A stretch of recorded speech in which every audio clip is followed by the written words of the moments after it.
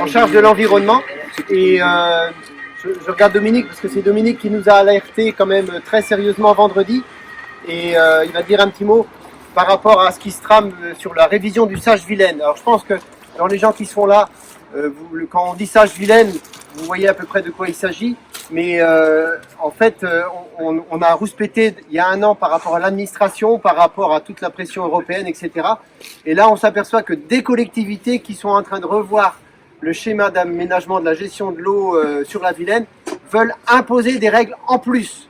Alors, il y en a ras-le-bol, on a vraiment ras-le-bol, et c'est l'objet de la réunion aujourd'hui, et c'est une première manifestation interdépartementale, puisqu'il y a du 44, du 56, du 35, alors il y a peut-être du 22, mais bon, je sais que ça fait plus loin, mais au moins les 3 départements sont représentés ici, et bravo à tous ceux qui sont venus. Alors, on n'est pas 600 personnes, hein. C'est une première, parce que l'action a été initiée vendredi. Et je vais laisser Thierry et puis Dominique et Jean-René peut-être et les autres en dire un peu plus. Mais l'idée là, c'est que le sous-préfet vienne discuter devant nous, parce que souvent ils aiment bien une délégation qui va là-bas, mais nous on a dit non. Il vient devant nous, on n'est pas des gens qui allons le écouter. Il va nous écouter et on va l'écouter en retour. Et très franchement, il faut que les choses évoluent. Donc voilà, je ne sais pas qui veut prendre la parole. Oui, donc ça s'inscrit aussi dans le fait qu'aujourd'hui, on a manifesté contre le Mercosur au niveau national pour bien montrer que les règles que l'on a, nous, ne s'appliquent pas aux produits importés. Ça, c'était la première étape. La deuxième étape, c'était aujourd'hui, la France n'a pas d'argent, on a un problème de budget. Mais ce qu'on demande, nous, c'est un allègement des règles qui coûtent cher aux agriculteurs. Et donc, là-dessus, l'exemple même, c'est ce qu'on est en train de traiter là. Et c'est l'évolution des règles avec des règles obligatoires qui ne sont pas ensuite subventionnées. C'est-à-dire que le coût reste pour l'agriculteur. Et on l'a vu, hein, depuis 30 ans, on n'arrête pas d'avoir des règles supplémentaires. Pendant une période, elles sont aidées, puis ensuite, on n'a plus d'aide. Mais ça n'empêche que la charge de ces règles-là, elle incombe aux agriculteurs. Et donc là, c'est l'exemple, Dominique et l'un d'entre nous avec Jean-René. Jean-René est à Orléans, au SAGE, au comité de bassin comme en Loire-Bretagne, parce que ça va très loin, hein, la source de la Loire, c'est en Haute-Loire d'ailleurs, et donc le sujet il est pour un tiers du territoire français, hein, quand on parle de cette agence de l'eau Loire-Bretagne. Et nous ici, alors il y a plein d'affluents de la Vilaine, hein, l'Oust en fait partie pour le Morbihan, et puis d'autres pour le 44 et la partie Ille-et-Vilaine. Mais chaque bassin est géré avec des commissions locales, dont Dominique fait partie. Et dans ces commissions locales, les agriculteurs sont sous-représentés très souvent et subissent en fait tout ce qui se dit dans ces réunions-là. Alors, historiquement, on avait quand même un peu plus de pouvoir, c'est-à-dire que toute l'économie était plus représentée que ça. Mais au fur et à mesure, la gouvernance a été modifiée et les acteurs économiques sont de moins en moins présents dans ces clés-là, avec des acteurs environnementaux, des associations environnementales qui sont, elles, de plus en plus prégnantes. On n'a rien contre l'environnement, c'est même pas le sujet. Le sujet, c'est des règles qui parfois se contredisent et surtout coûtent cher sans être prises en compte. Et c'est là-dessus où Dominique essaye de résister justement et de montrer que l'agriculture n'est pas contre les règles, mais en tout cas est contre le fait que ce ne soit pas pris en compte économiquement et qu'il n'y ait même pas d'études aujourd'hui économiques ou sociales prises pour notre secteur, mais d'autres secteurs aussi de l'économie. Voilà. Oui, effectivement, Thierry. Présente-toi, Dominique, parce que je pense que... Oui, Dominique Ballac, je suis avec Martial, tu peux venir avec moi aussi, Martial, hein, parce qu'il y a le 44, hein, oui, aussi là. Donc le Sage-Vilaine, hein, ça englobe 4 départements, donc le 44 avec les bassins Chardon-Isaac, hein, le 35 bien entendu. Et donc le sage démarre de la Mayenne, limite Mayenne, hein, donc Est 35, et va jusqu'à Saint-Jean-Brévelay, côté Morbihanais. Et donc il y a tout le bassin de l'Oust qui est également intégré. Jusqu'à Loudéac et après. Voilà, et ça descend jusqu'à la Roche-Lerner. Donc c'est un territoire immense, donc, sur 4 départements. Alors effectivement, comme disait Thierry, ce qu'on dénonce à travers l'action aujourd'hui, c'est la surréglementation qui est appliquée aux territoires ruraux à travers des surenchères réglementaires qui descendent du SDAGE et des sages, et le sage-vilaine en l'occurrence aujourd'hui. Ce qu'on demande, c'est une gestion équilibrée de la révision du sage, parce que le sage-vilaine est rentré en révision là, et c'est un des premiers sages de France d'ailleurs, et un des plus grands qui rentre en révision. Donc il y a beaucoup de règles qui vont être appliquées là, et qui seront reproductives demain. Donc c'est pour ça qu'aujourd'hui, ce qui ne va pas, il faut le dénoncer. Et notamment ce qu'on demande, c'est une gestion équilibrée. Pourquoi est-ce que l'essentiel de la révision reposerait sur des règles qui vont s'appliquer à l'agriculture? On est un des acteurs du territoire, mais on n'a pas à subir l'ensemble de la réglementation, de la future réglementation du sage-vilaine. Il y a d'autres acteurs, hein, il y a notamment tout le milieu urbain. Donc pourquoi est-ce qu'il n'y a pas une gestion équilibrée de l'eau sur ce sujet? Donc ça, c'est la première chose. Après, souvent on dit oui, c'est la faute à Bruxelles. Là, c'est pas la faute à Bruxelles ce qui est en train de se passer. Là, c'est des décisions territoriales votées par des acteurs, des élus territoriaux qui vont venir demain nous compliquer la vie. Alors donc voilà, donc quand ça vient de Bruxelles, ça vient de Bruxelles. Quand ça vient de Paris, ça vient de Paris. Mais là, plutôt, Bruxelles et Paris, que ce soit sur les haies, que ce soit sur le stockage de l'eau, sont quand même, nous ont entendu, à travers les actions de l'année dernière, de l'hiver dernier, nous ont entendu, l'étau est desserré, et par contre, ce qu'on va subir demain à travers la révision du sage-vilaine, c'est pas possible. On ne peut pas desserrer l'étau au niveau Bruxelles et au niveau Paris, et dans le même temps, 6 mois plus tard, reprendre une surcharge réglementaire telle que c'est parti aujourd'hui. Donc voilà. Maintenant, la qualité de l'eau, les agriculteurs sont sensibilisés à la qualité de l'eau depuis longtemps. On n'a pas attendu la révision du sage-vilaine pour le faire. L'exemple typique, c'est le bassin de l'Oust. Hein. Le bassin de l'Oust, il y a 20 ans, il était à 70 mg de nitrate. Aujourd'hui, il est à 35. Et là, il n'y a pas eu de réglementation. Hein. C'est les agriculteurs qui se sont pris en main et qui ont agi en homme responsable pour diviser par 2 les taux de nitrate dans l'eau. Et ça marche aujourd'hui. Donc ce qu'on demande aujourd'hui à travers la révision du SAGE, c'est faites-nous confiance. On a mis des choses sur la table. Il y a des actions qui vont être mises en place sur les bassins prioritaires. Mais faites-nous confiance. Et aujourd'hui, à chaque fois qu'on propose des choses, il faudrait encore aller plus loin. Et à un moment donné, on a dit stop. Parce qu'on ne peut pas toujours aller plus loin vers la réduction, parce que la réduction, quand on réduit, il ne reste plus rien. Et ça, on ne sait pas faire. Donc aujourd'hui, il y a des choses sur la table. On demande à ce que les votes qui auront lieu donc jeudi à la clé du 5 à Bain-de-Bretagne soient reportés pour qu'on ait le temps de travailler ce dossier. Parce qu'il est hors de question de subir la vitesse d'action des élections municipales. Donc ça ne vous a pas échappé que les élections sont en 2026. Et parce que les élections municipales sont en 2026, il faudrait que toute la révision du SAGE soit clôturée très rapidement. Ben ça, non. Le temps agricole, c'est un temps long et l'action ne va pas aussi vite que ça. Donc, on demande à ce que le dossier soit retravaillé pour qu'on trouve un accord et une gestion équilibrée sur la gestion de l'eau. Quels sont les points qui vous posent problème? Ce qui pose problème aujourd'hui, c'est ce qu'on disait, c'est qu'il y a notamment sur le stockage de l'eau, il y a eu des réglementations, une modification d'arrêté sur les plans d'eau qui ont permis au niveau national, sur les zones humides de moins d'1 hectare, de pouvoir stocker de l'eau, et aujourd'hui, ça, ils ne veulent pas l'entendre.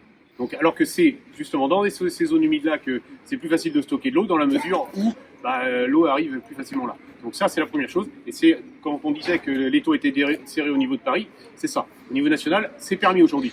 Quand on arrive sur le sage-vilaine, ils ne veulent pas en entendre parler. Il y a ça. Donc ça, c'est la première chose. Après, il y a d'autres actions sur les haies. Hein. Donc, sur les haies, aujourd'hui, Bruxelles nous a entendu. Hein, on avait 14 réglementations sur la gestion des haies. Il y en a une aujourd'hui, la BCE 8. Quand on arrive au niveau du sage-vilaine, il faudrait encore se prendre une nouvelle réglementation. Donc ça, c'est non. Et des compensations à 400% sur les haies. Alors, les agriculteurs sont de bonne volonté, ils travaillent 7 jours sur 7, 70 heures par semaine, mais à un moment donné, stop. On n'est pas des machines, donc on ne pourra pas tout faire. Ça, c'est les 2 exemples les plus flagrants. Si. Vous ne peut-être pas tout dire. Juste quelques petites choses. Ouais. Mais c'est vrai lors des journées de vote, il y a 50 votants potentiellement, et sachant qu'on est trois lors de cette session. 5. 5, disons, officiellement, mais réellement 3. Donc vraiment très peu, quoi. Il y a UFC Que Choisir, il y a Eau et Rivière, mais il y a les représentants de l'État aussi, au niveau de la préfecture, la DDTM, c'est une chose. Autrement, je pense, disons, les projecteurs sont beaucoup sur l'agriculture, et puis bon, les pollutions qui sont dues à l'agriculture, sachant que les molécules ont évolué dans le temps, et le souci c'est qu'il y a des molécules qui sont plus utilisées depuis 30 ans, comme l'atrazine, on en trouve toujours des traces. Et il faut dire que la complexification des règles est vraiment importante. Pour le remplissage d'une réserve, par exemple d'eau, et une réserve existante, il faut l'autorisation pour prélever l'eau l'hiver, mais c'est 20% du surplus du débit normal, on va dire, avec une autorisation. Donc ça devient ingérable. Si un élevage doit évoluer en effectif, il faudra qu'au niveau, il voulait au niveau du sous-bassin, mais au niveau du bassin, il faudra qu'un autre élevage ou d'autres élevages arrêtent pour qu'on puisse évoluer dans les effectifs. Disons, tout est vraiment très compliqué et il faut des autorisations partout. On va continuer la conversation parce que le sous-préfet est là.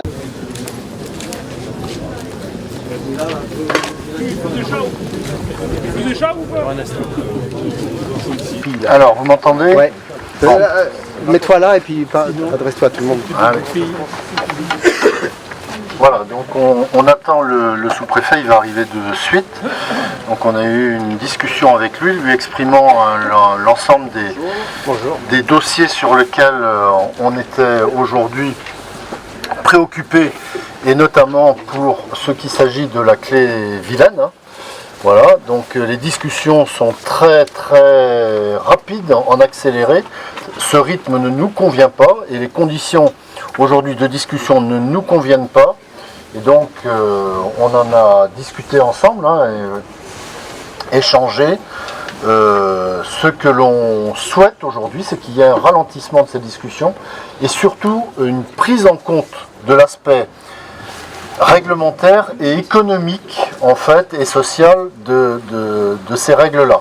Donc là, je ne vais pas rentrer dans le détail, mais quand même, on souhaite aujourd'hui que les discussions s'arrêtent. Et donc la réunion de jeudi, l'ordre du jour en tout cas ne nous convient pas. Et alors, vous nous direz, mais en tout cas pour nous, aujourd'hui, cet ordre du jour, il faut le revoir avec des données aujourd'hui qui restent à approfondir sur le cadre aujourd'hui des discussions. Voilà. Oui, donc, Allez-y, à moins que vous ayez la voix très forte. D'accord. Non, mais comme on en a discuté à l'instant, ce que j'ai dit, c'est qu'effectivement, il n'est pas question de ne pas prendre le temps de discuter de tous les sujets dans le cadre de la commission locale de l'eau, que les discussions en cours et celles qui sont prévues notamment le 5 décembre sur les sujets qui aujourd'hui n'obtiennent pas l'approbation des agriculteurs seront présentées mais pas votées a priori, et que donc il faut prendre le temps de la discussion comme j'ai dit tout à l'heure. On veut un report. Alors c'est pas moi qui décide du report, monsieur, il y a un président de la CLE. Mais par contre, effectivement, ce qu'il faut, c'est aller dans le sens de ce que vous avez dit tout à l'heure, c'est prendre le temps de discuter des sujets, de pouvoir vous laisser le temps aussi de vous exprimer sur vos positions, et qu'à l'issue de cette discussion, il puisse y avoir effectivement des décisions. Mais il ne faut pas aller trop vite, je vous rejoins, il faut prendre le temps donc du dialogue. Merci. Est-ce que vous avez des questions? Je répète ma remarque. Pourquoi vous ne demandez pas un report pur et dur? Parce que les discussions, elles ont eu lieu depuis 6 mois. Cet été, il y en a eu encore. Ce qui est présenté en discussion jeudi prochain, ça ne correspond pas avec ce qui avait été discuté avec la profession. Donc vous dites on va retravailler. Le travail a été fait. Pourquoi l'écriture ne correspond pas au travail qui a été fait cet été? Alors, pour l'instant, encore une fois, cette commission locale de l'eau, elle a un ordre du jour qui ne comprend pas que des sujets qui aujourd'hui posent débat, et notamment les sujets que que vous évoquez ou qu'on évoquera peut-être après. Donc dans cet ordre du jour, il y a aussi des sujets qu'on peut évoquer et qui ne sont pas forcément des sujets irritants, hein, comme on dit. Ensuite, il faut aussi qu'on avance sur le travail. Ça n'empêche pas, encore une fois, que sur les sujets sur lesquels aujourd'hui vous avez des positions différentes, il puisse y avoir une discussion, le temps nécessaire, le temps suffisant pour pouvoir trouver des solutions ensemble. Oui. Monsieur le préfet, nous avons demandé tout à l'heure le retrait de l'ordre du jour de ces deux points-là.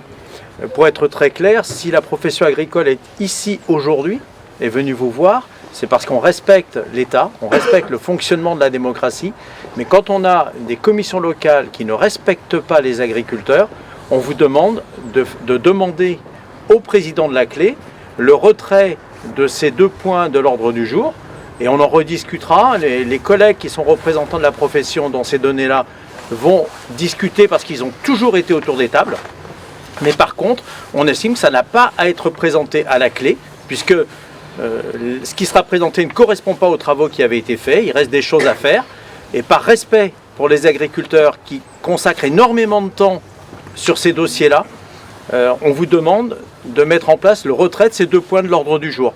Et je pense que si d'ici jeudi, on n'a pas de réponse, j'ai des collègues qu'on va avoir du mal à tenir. Alors d'abord, bien sûr, je respecte les agriculteurs, sinon je ne serai pas devant vous.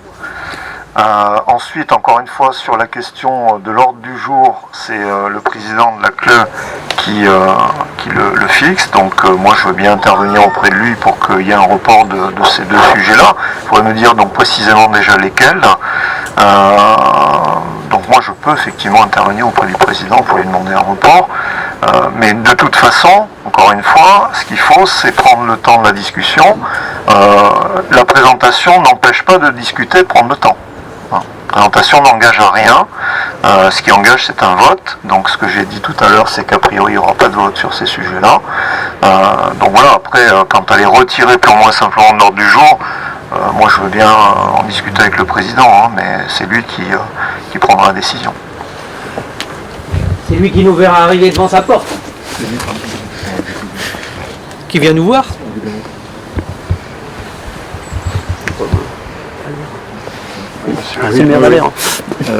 Bonjour. Je participe aux sessions de vote donc régulièrement et il y a des périodes de préparation. Vous en faites partie tous les deux, quoi, avec Monsieur de Modler et puis Monsieur Jean-François Marie là. Et donc on essaie d'orienter, disons, de faire évoluer les choses. Le curseur évolue un petit peu, on semble entendu, et quand on voit le jour du vote, ce qui est proposé, ça ne tient pas compte du tout des journées de préparation et puis des acquis qu'on pensait avoir, quoi. Et les propositions qui sont faites pour chaque question, il n'y a aucune proposition réellement qui corresponde à nous, agriculteurs, quoi. Comme si c'était orienté vers l'écologie. Réellement, ça me pose question. Ça, c'est un vrai sujet de fonctionnement que tous les acteurs agricoles et économiques nous font part. Hein. Et d'ailleurs, aujourd'hui, très peu d'acteurs qui sont aux agences de l'eau veulent y retourner à cause de ce dysfonctionnement. En fait, c'est que tout ce qui se discute, tout ce qui se discute dans ces assemblées, finalement, n'est pas là le jour du vote. Ça va soit plus loin, soit est différent des discussions qu'il y a eu. Et ça ne correspond pas du tout à l'idée de la démocratie qu'on peut s'en faire quand même. Alors là, on parle du SAGE ou du SDAGE? SAGE et SDAGE. Alors bon, sur le SDAGE, comme je vous l'ai dit tout à l'heure, je ne me prononcerai pas puisque je ne siège pas au comité de bassin. Sur le SAGE, jusqu'à présent, pour avoir participé quand même à de nombreuses commissions locales de l'eau, j'allais dire que la parole est ouverte. Donc si effectivement vous considérez que ce qui est proposé en commission n'est pas conforme à ce qui a été discuté dans les groupes techniques, il faut le dire. Moi je ne peux pas, moi je participe pas au groupe technique non plus. Donc je pense que si vous siégez à la commission locale de l'eau, c'est pour pouvoir vous y exprimer. Et jusqu'à preuve du contraire, pour avoir participé à beaucoup de commissions locales, on n'a empêché personne de s'exprimer. Donc je crois qu'il faut que vous continuiez à vous exprimer. Et il faut qu'on continue à dialoguer sur les sujets qui vous irritent ou qui vous paraissent être, néfastes ou négatifs pour votre profession. Monsieur le sous-préfet, si je peux me permettre, on ne peut pas interdire pas d'interdiction sans solution. C'est inacceptable. Et malgré les discussions où justement on a demandé un accompagnement d'agriculture, les gens qui sont ici sont tous engagés sur la qualité de l'eau et continueront à l'être par la technologie et disons des nouveaux dispositifs, on est engagé là-dessus. Sauf que ça demande une agriculture qui doit être accompagnée. Et l'interdiction pure et dure fait que ça devient une obligation et que les efforts qui pourront être faits ne seront pas entendus. Nous, en Loire-Atlantique, il y a des zones de captage où justement on veut aller sur la contractualisation pour accompagner les agriculteurs, parce que malheureusement tous les élus qui pensent qu'on va régler le problème avec une agriculture, disons, sans phyto, sans rien, une agriculture biologique que les gens n'achètent plus, se trompent, sont dans le dogmatisme. C'est pour ça qu'on ne peut plus, et Martial l'a dit, il y a des choses qui sont engagées sur l'accompagnement de l'agriculture, et quand on arrive au vote, c'est une obligation. C'est inacceptable. Enfin, clairement, là, nous, on est dans un scénario de rupture où tous les travaux qui sont faits et toutes les choses que font les agriculteurs, sans attendre, entre guillemets, les clés et ces élus urbains, je suis désolé de le dire, on est aussi sur ça, qui sont complètement déconnectés de la réalité. Ça, on ne pourra pas aller en marche forcée. Et là, on l'a vu, ils nous ont déjà fait le coup où on montrait des choses qui n'étaient pas mises à l'ordre du jour et c'était soumis au vote. Nous, jeudi, s'il y a des choses, enfin, c'est clair, il faudra quitter la salle. Si les gens ne nous entendent pas, et on est venu, parce qu'on avait plein de solutions, c'était d'aller aussi à la clé, avec les tracteurs, et on nous aura accusé, effectivement, l'empêchement de dérouler la réunion. On est venu simplement avertir le fait qu'on n'acceptera pas tout et n'importe quoi. Et je pense que si on s'en remet à l'État, c'est qu'effectivement, le dialogue est un dialogue de sourds, où on nous dit oui d'un côté, et dès que la porte est fermée, on est en marche forcée. Et ça, on ne l'acceptera pas.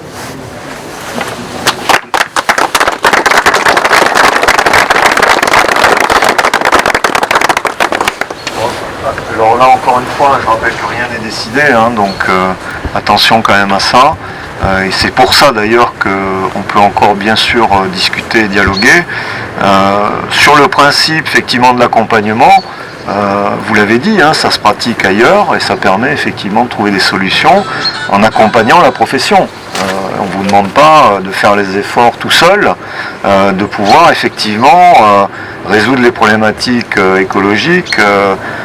Voilà. Donc sur ce principe-là, nous, et ça se fait encore une fois à différents endroits, je pourrais citer le captage de Macérat que je connais bien ce dossier-là, où il y a une discussion effectivement sur les moyens d'accompagnement. Et vous avez raison, il faut que ces moyens d'accompagnement, ils soient connus, ou ils soient au moins déterminés au moment où se fait la discussion.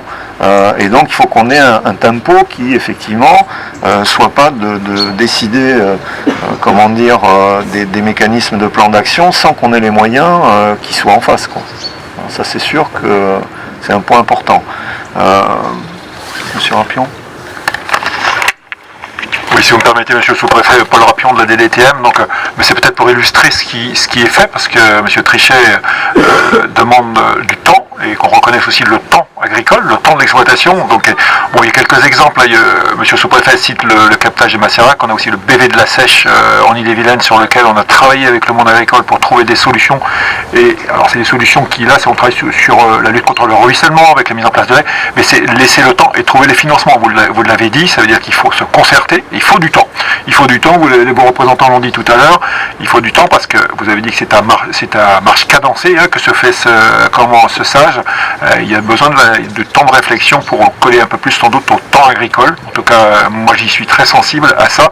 Mais ça veut dire aussi que derrière, mais après en avoir discuté avec des présidents de chambre d'agriculture, ils le disent aussi, les agriculteurs sont partenaires et j'entends qu'ils sont partants aussi. Mais voilà, il faut aussi des solutions qui soient crédibles et qui soient opérationnelles sur le terrain. Voilà. Il y aura des échéances aussi, sans doute, mais ça c'est la clé vous le direz en clé, vous en déciderez tous en clé, c'est aussi le travail de cette instance. La révision du Sage-Vilaine date de 2022, donc ça fait quand même 2 ans qu'on est sur le sujet. Je pense que nous, agriculteurs, on a fait en sorte que dans nos réseaux, les agriculteurs participent à toutes les réunions de concertation qui ont eu lieu en local. Moi j'en ai fait quelques-unes et je sais qu'ici il y a des gens y ont participé. Très franchement, quand je vois l'énergie que ça représente, le coût que ça représente pour le Sage-Vilaine, quand je vois le rendu qu'on nous propose, ben, j'ai un peu de doute sur le respect de la démocratie, quoi. Parce que dans ces réunions de concertation, alors il y avait de toute tendance, tout bord, etc. Ça allait dans tous les sens. Donc faire une synthèse de ça, moi je ne suis pas capable. Peut-être que des cabinets d'études sont capables de le faire à coup de finance, ça, je veux bien croire. Mais franchement, l'écriture finale, eh ben, ça ne correspond pas avec ce qu'on a prévu. Et sauf que sur le terrain, c'est nous qui sommes là, quoi. Les écolos-bobos, ils font la morale, ils font plein de choses. Le terrain, c'est nous, quoi. Et c'est pour ça que vous comprenez que nous, agriculteurs, ça a été dit, on veut bien travailler, on a déjà travaillé, les efforts faits, etc. On a du résultat. Mais franchement, voir des choses qui sortent là sur le stockage de l'eau qui est plus possible, alors que un peu de bon sens paysan, c'est de dire quand il pleut beaucoup dans les rivières, cette eau-là, on la capte, on la met dans une réserve et on s'en sert pour arroser le maïs, mais aussi les luzernes, les prairies, les légumes. Ça, c'est du bon sens paysan. Et ben, on a oublié ça. Et ça, le schéma qui est prévu pour jeudi, là, c'est de dire, ben non, on ne pourra plus faire de forage, on ne pourra plus faire de réserve collinaire, alors que ça paraît logique, quoi. C'est pour ça que on a quand même du mal à tout comprendre. Y compris l'eau d'abreuvement des animaux. Oui. Tout le monde est au chevet de l'élevage, mais de cette mesure-là, il faudra l'arrêt d'un élevage pour continuer, pour qu'un autre se développe. C'est c'est inacceptable. Ce qu'on va dire aux jeunes. Enfin là, franchement, on marche sur la tête. On a des études, moi j'en ai une qui est là pour un CTMA, dans lequel il est quand même écrit un tableau avec les différentes cultures, et où il est mis que les cultures de légumes, c'est pas bien, c'est considéré comme des sols nus, parce que ce sont des cultures d'été. Ça veut dire qu'un dossier qui sort en 2024 n'a toujours pas pris conscience que sur le bassin de la Herbinet, les couverts végétaux se font depuis 1996, je crois me souvenir. Donc les sols ne sont pas nus. Donc de ce bureau d'études, on va sortir des contraintes pour les agriculteurs, alors que les bases du dossier sont fausses. Et ça, les agriculteurs, ils ne sont pas cons, ils savent le lire, ils savent le voir. Donc ils ont vraiment l'impression de se faire avoir quand il y a ce genre de fonctionnement. Quand on nous explique qu'une réserve d'irrigation, c'est pas bien parce que le niveau d'eau, il monte et il baisse durant l'année, enfin c'est fait pour. Aux dernières nouvelles, c'est fait pour. Mais dans le dossier, c'est écrit que c'est pas bien parce que le niveau d'eau bouge. Enfin, il y a un moment, il faut quand même que ces gens-là reviennent les pieds sur terre. Je ne sais pas combien de milliers d'euros ça a coûté, mais pour des aberrations. De la même façon qu'on nous explique dans ce même document qu'il y a des problèmes d'eau à l'étiage parce qu'il y a des forages pour les élevages. Il faudra m'expliquer le lien quand même. Donc c'est ça qui nous horripile.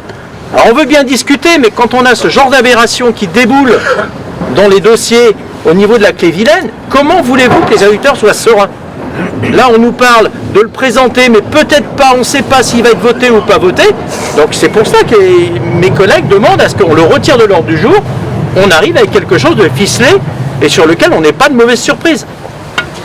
Oui, effectivement, il faut continuer la discussion. Vous voulez ajouter quelque chose? Oui, peut-être juste un commentaire, parce que je prolongeais quand même, parce qu'il y a un débat qui est difficile, parce que d'abord il y a la question de donner des horizons crédibles pour les jeunes agriculteurs qui s'installent. Je pense à l'élevage en particulier. Vous évoquez l'abreuvement, est-ce que je fais un forage pour le troupeau qui s'installe et si je le développe? Là, il faut sans doute donner des assurances et des guides sûrs. Ça, c'est important. Je pense d'avoir une perspective pour le monde agricole. C'est aussi le rôle, sans doute, d'une clé de sage, dans ce sens-là, de donner des perspectives. Après, la question des retenues d'eau, on le disait tout à l'heure pendant l'audience, la question de la création et de l'extension des retenues d'eau, elle était en débat. Et aujourd'hui, elle est acquise, y compris pour l'irrigation. Maintenant, la question... Je regarde M. Coué, la question c'est comment on remplit, comment on vide une réserve d'eau. Là, il y a débat. Mais ça, il y a débat. Pourquoi il y a débat? Mais ça, c'est les études HMUC, je pense qu'on en parle en comité de bassin, qui sur un certain nombre de bassins aujourd'hui, il y a un certain nombre de prélèvements, c'est des prélèvements urbains, c'est des prélèvements agricoles, c'est des prélèvements industriels, etc., qui utilisent la ressource d'eau, et on a besoin de connaître, il y a des questions de la connaissance, et on revient sur le temps nécessaire, sur le temps de débat, et sur le temps de connaître. Sur ces bassins-là, il peut arriver qu'il y ait des tensions sur la ressource en eau. Et là, le gestionnaire de l'eau, il se dit, je regarde de près, quoi. C'est ça, en fait. Et aujourd'hui, prendre des arbitrages trop tôt avec des règles qui ne tiennent pas compte de ces éléments-là, si les connaissances ne sont pas suffisamment fines, c'est vrai que ça doit être, me semble-t-il, on doit laisser du temps pour au moins mieux connaître et derrière prendre les bonnes décisions. Appliquer des décisions en hiver sur des données estivales, c'est quand même problématique. Et là, c'est ce qui se passe. Au prétexte qu'en été, il n'y a pas d'eau, on va interdire d'en stocker en hiver. Donc il y a quand même des aberrations. Enfin, comme tu le disais, n'importe quel paysan, il sait bien que quand il pleut, les années de vaches, entre guillemets, vaches grasses, on met de côté pour les années de vaches maigres. C'est le même principe sur l'eau. C'est un principe de bon sens. Et le bon sens, c'est quand même... Aujourd'hui, l'eau d'irrigation est taxée, quand même, il faut le savoir, on la paye. Hein. Peut-être que demain, la volonté est de taxer l'eau de consommation des animaux, puisqu'il manque toujours de l'argent partout. Et là, la pompe à finance marche mieux que la pompe à eau, hein, dans ces cas-là. Voilà. Bravo.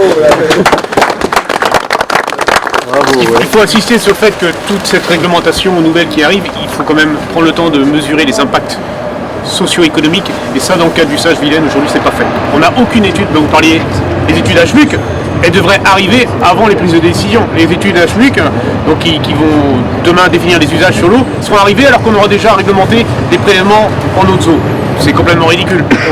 On marche sur la tête, encore une fois, voilà. Donc aujourd'hui, on attend les études HMUC, on prend des décisions sur les prélèvements d'eau, et puis on mesure les études, par les études, l'impact socio-économique de tout ce qui va se passer. Parce que ça a de l'impact sur le monde rural et l'économie de nos territoires. C'est pour ça qu'on est inquiet. Attention, l'étude HMUC est un élément parmi d'autres de discussion. C'est pas l'alpha et l'oméga, parce que dans certains territoires, ils sont en train d'en vouloir en faire l'alpha et l'oméga. Et c'est pour ça que je dis prendre des décisions sur des données estivales pour les appliquer à l'hiver, ça on va pas accepter. Bon, écoutez, moi ce que je note, c'est qu'on est tous d'accord, y compris pour l'avoir évoqué avec le président d'ailleurs de la clé, pour que sur ce sujet-là particulièrement, il y ait des discussions et qu'on rentre dans les détails.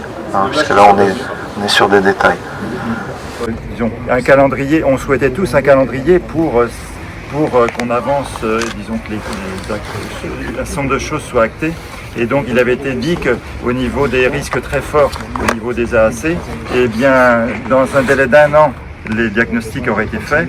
Les risques moyens, ça aurait été un délai de 2 ans et faibles 3 ans. Et on se rend compte que juste avant la session de vote, eh bien à la limite que ce soit risque très fort ou faible, eh bien les contraintes sont les mêmes a priori, quoi.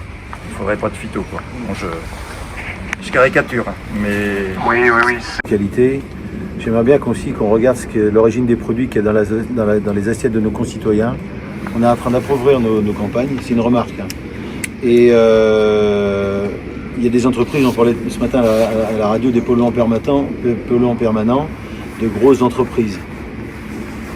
Si un jour il y a trop de contraintes, elles se délocaliseront. Nous en agriculture, on ne se délocalise pas, on arrête. Et ce sont les importations qui viennent combler. Et il faut que ces élus de grandes villes, qui aujourd'hui ont les assiettes pleines, l'entendent. On est en train de foutre à mal la souveraineté alimentaire. Et ça, franchement, c'est pas acceptable. Oui, il y a la qualité de l'eau, et on l'a dit, on est engagé, il n'y a pas de souci. Mais attention, là, on est en train de nous enterrer. C'est tout ce que je voulais rajouter. Dernière question. Oui. Disons que les projecteurs sont sur la qualité de l'eau et entre autres, les agriculteurs sont pointés du doigt. Bon, on voit bien que au niveau des sessions, il y a beaucoup de questions de son domaine agricole. Et je fais la remarque régulièrement par rapport aux stations d'épuration et de l'eau qui en ressort. Et en fait, tous les consommateurs d'eau en sont responsables. S'ils consomment des antibiotiques, des antidépresseurs, des régulateurs d'humeur, de la lessive pour la machine à laver et autres, ça se retrouve dans les eaux usées qui vont se retrouver après dans le milieu naturel, qui vont se retrouver dans les sources. Qu'on ait une part de responsabilité, ok, sachant qu'on utilise des molécules, des produits phyto qui ont des autorisations de mise sur le marché, quoi, des AMM, et bien je pense que le milieu pharmaceutique devrait s'inquiéter aussi des conséquences que les produits qu'ils mettent sur le marché ont sur le milieu naturel. C'est tout. Le point en question là qui pose problème soit complètement retiré du vote de jeudi. Donc vous demandez un retrait des points précisément lesquels? Ah oui, c'est la le but gestion de quantitative de l'eau, c'est ça? La règle 1 du volet qualité des eaux et la règle 2 du volet quantitatif. Vous allez voir. C'est noté, 1 et 2, c'est facile. 1, 2, 3. On peut aller jusqu'à 5. Hein. C'est du niveau certificat d'études, c'est bon. Il faut passer le coup de fil maintenant, il faut qu'on ait une réponse. Parce que là, vous allez dire, on va faire en sorte d'eux, mais il nous faut une réponse avant qu'on parte. De toute façon, si jeudi ça se met mal. Ah non, mais là, il y a juste un coup de téléphone à Non, lancer. mais qu'on soit bien d'accord, sur ces règles-là, 1, 2 et même, du coup, gestion quantitative, c'est combien, monsieur Rapion, je sais plus. La 2. C'est la la deux qualitative, la 1 et quantitative. D'accord. Donc, encore une fois, sur ces sujets-là, il n'est pas prévu de décision le 5. Hein. On est bien d'accord. Là, ce que vous demandez, c'est carrément que ça soit retiré de l'ordre du jour. Il faudra quand même bien qu'à un moment donné, ça revienne à l'ordre du jour pour en discuter. Hein. C'est aussi ce que je voudrais souligner au passage. Qu'on soit sûr qu'il ne soit pas soumis au vote. Non, mais c'est mais ça, je voulais pas. C'est garanti. C'est ça la réponse que vous avez, vous l'avez. On n'est pas à l'abri là. Alors, moi après, c'est la demande qu'on a faite au président de la clé. Hein, On a déjà vu le faire. Et en plus, je l'ai eu donc tout à l'heure, et il m'a dit que sur le principe, bien évidemment, il a enlevé du vote ces sujets. Voilà. Donc, moi je peux pas parler à sa place, mais je peux vous dire ce qu'il m'a dit. Tels qu'ils sont écrits, ça répond pas à ce qui avait été discuté au départ, c'est ce que vous avez bien expliqué. Hein. Ah non, ça ne correspond pas dans la mesure où il y a, sur cette règle 1, donc il y a 2 choses aujourd'hui qui ont été rajoutées de l'ordre du jour, c'est notamment le fait qu'on n'est plus seulement sur les parcelles à risque fort, mais les parcelles à risque moyen, et la notion d'impasse technique qui est essentielle, parce que faire du désherbage mécanique de maïs, c'est très bien, mais il faut que les conditions météorologiques le permettent. Et quand elles ne le permettent pas, eh ben, on est dans un cas d'impasse technique. Et ça, aujourd'hui, au niveau de la clé, on n'arrive pas à se faire entendre sur cette notion d'impasse technique. C'est les 2 points. Donc la discussion technique n'est pas terminée. Bien entendu. C'est bien pour ça que je pense, comme vous le dites, que si vous considérez qu'il y a des choses qui ont été rajoutées, c'est intéressant d'avoir cette présentation pour en discuter, de savoir ce qu'il faut enlever, laisser, etc. Au moins dans le cadre de la discussion déjà. Vous comprenez ce que je veux dire? Oui, je comprends. Voilà. Donc, on est bien d'accord. L'idée, c'est qu'il n'y ait pas de vote de décision là-dessus, même si, encore une fois, on est sur, pour le moment, la préparation de la phase de décision finale, qui est la rédaction du règlement, je le rappelle, avec un certain nombre d'autres procédures à venir, mais au moins que sur la présentation de la règle, vous soyez d'accord sur ce qui doit être dedans ou pas, ou de ce que vous considérez, vous, qu'il faut qu'il y ait dedans. C'est le rôle des dossiers techniques, c'est pas en clé. Oui, mais c'est nous qui allons l'appliquer sur le terrain, tous ces éléments techniques-là.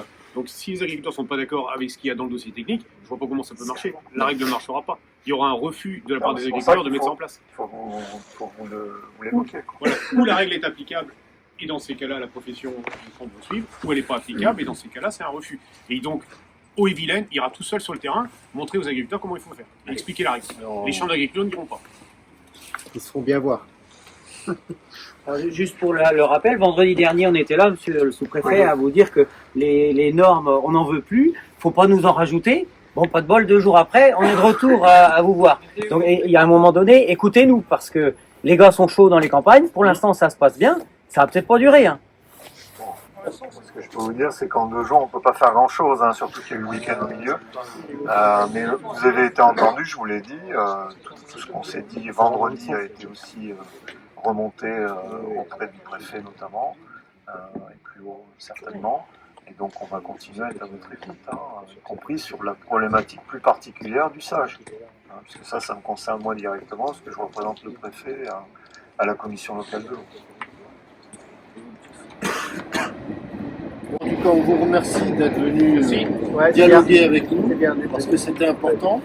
On souhaite que l'ensemble des acteurs, mais dont l'État est l'acteur majeur quand même, dans toutes ces discussions, on souhaite quand même que la démocratie s'exerce jusqu'au bout, et que quand les agriculteurs, qui sont des gens responsables, et là, enfin, les journalistes sont là pour témoigner aussi de la connaissance technique et de l'aspect pointu du métier d'agriculteur, parce que quand on parle d'AAC, quand on parle de tous les termes dont on a fait mention là, je vous prie de croire que ça ne s'apprend pas à l'école, ça s'apprend tout le long de la vie, et le problème, il est là aujourd'hui, c'est que ces règles-là, on veut bien, le monde agricole, les appliquer, mais à condition qu'elles soient réalisables, et qu'on ait des solutions. Et ça, c'est tout ce qui a été dit là, tout de suite. Donc ça veut dire que derrière, effectivement, vous n'aurez pas des interlocuteurs à partir du moment où les choses se feront en force, sans solution alternative pour l'agriculteur. Ou alors, il faut vraiment compenser. Mais on n'est même pas là pour dire il faut compenser. On dit les règles qui ne peuvent pas être mises en place pratiquement ne doivent pas exister. Sinon, ça demande beaucoup trop d'efforts à l'agriculture et c'est mettre en danger l'activité agricole, mais aussi le fait de se nourrir. On se nourrit tous 3 fois par jour, enfin pour ceux qui en tout cas le peuvent. Hein. Et donc ça veut dire que derrière, si aujourd'hui on n'arrive pas à maintenir, à donner de l'espoir aux agriculteurs et aux jeunes agriculteurs qui vont demain se lancer dans l'activité, si c'est un carcan de règles demain sur leur métier, ça ne va pas les encourager. Donc ça veut dire qu'il faut aussi que l'État mette ça dans la balance et que l'aspect social et économique soit mis dans la balance écologique. C'est-à-dire qu'on ne peut pas aller sur un seul des points. L'équilibre doit se trouver entre ces trois éléments majeurs. Voilà. En tout cas, c'est ce qu'on veut vous dire, mais qu'on sera très vigilant sur tout le suivi de ces discussions sur le SAGE et que les agriculteurs seront là pour vous le dire. En tout cas, nos responsables nous rendront compte de tout ce qui se fait, mais aussi de ce qui ne se fait pas. Apaisé, c'est important de souligner parce que c'est comme ça qu'on peut discuter et je crois qu'on a parlé de choses très concrètes. Effectivement, c'est relativement touffu et technique, vous avez raison de le souligner, mais il n'empêche, on a pu discuter du fond un petit peu des problèmes. Alors moi j'ai bien noté vos demandes et on va les rapporter bien évidemment pour qu'on continue à avancer dans ce sens-là. Merci en tout cas pour cet échange.